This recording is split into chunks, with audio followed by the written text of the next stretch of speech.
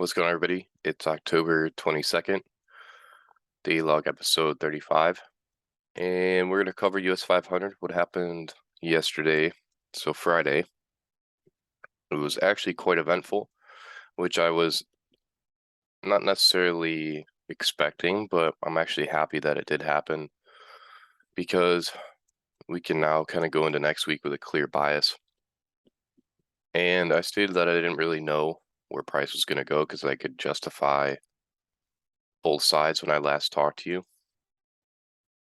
But I also drew your attention to the daily bullish order block and then the 4-hour fair value gap coupled with the balanced price range here. So it reacted very, very nicely. It's not a surprise to me that we're going to the buy side liquidity.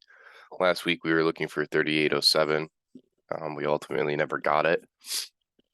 And this week was just a prime example of low news drivers. Not a lot of volatility until Friday. And definitely taught me a lot about discipline, things that, normally would be going pretty smooth throughout the week on a economic calendar driven week.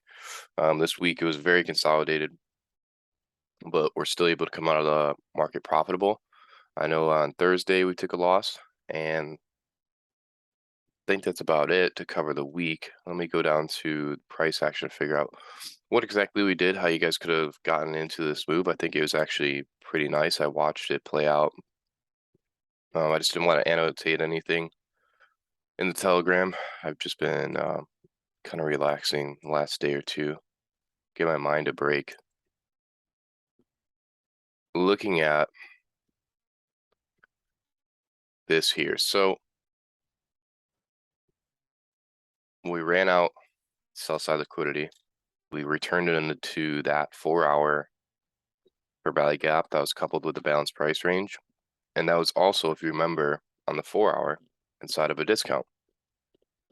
So all of those are great signs for us to head higher, especially with that daily bullish order block and just being inside of a really nice discount. That was just priming it to go higher, in my opinion. So after we got this initial move higher, you could have waited for the retracement into a discount on lower time frames and then went long. Just to annotate as well, returned into this 1-hour fair value gap. Watch the body closures, not the wicks.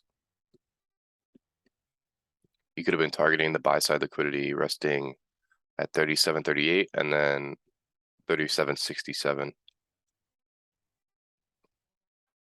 Let me go down to a 30-minute. Maybe a 15-minute will give us the clearest view. I think the 5 minutes nicest.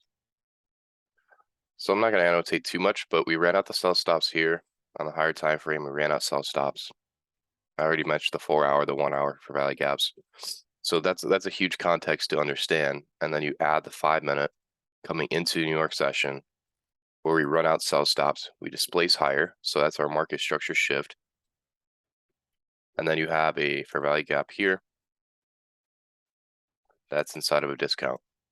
So right here is perfectly the model and the rules set for me personally from a higher time frame perspective, even all the way down to a lower time frame. All the rules meet my criteria to go long. There's no reason you should be going short.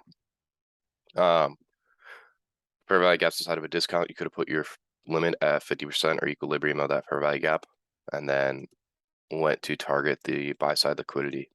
So after we returned back down, you could have found another opportunity to go long. Looking at the dealing range low to dealing range high, we're coming into a discount.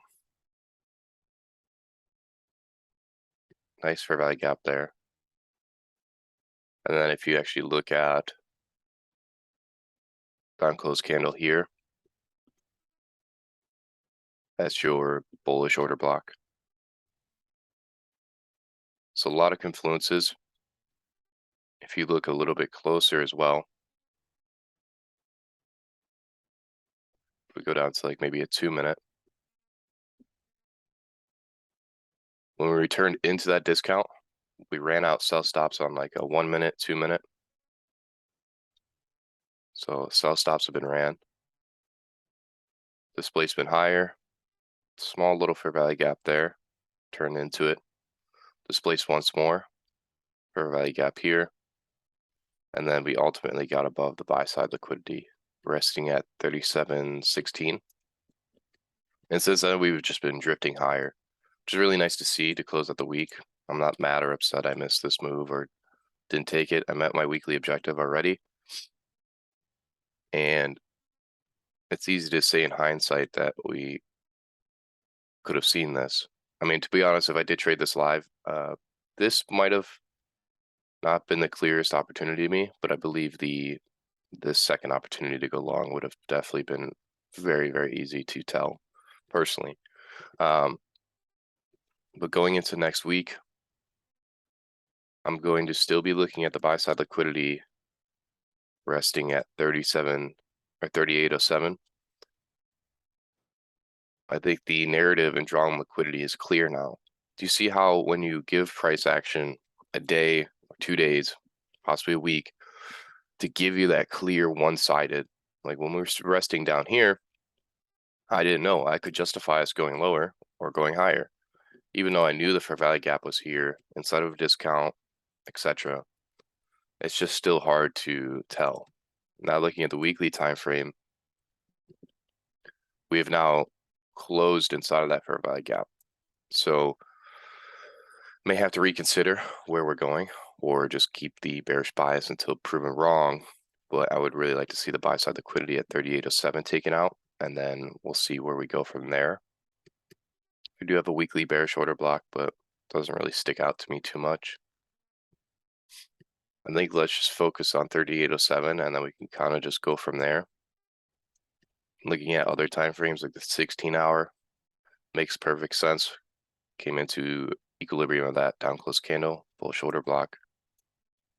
12-hour fair value gap, bullish order block. 8-hour, same thing. So it all makes sense.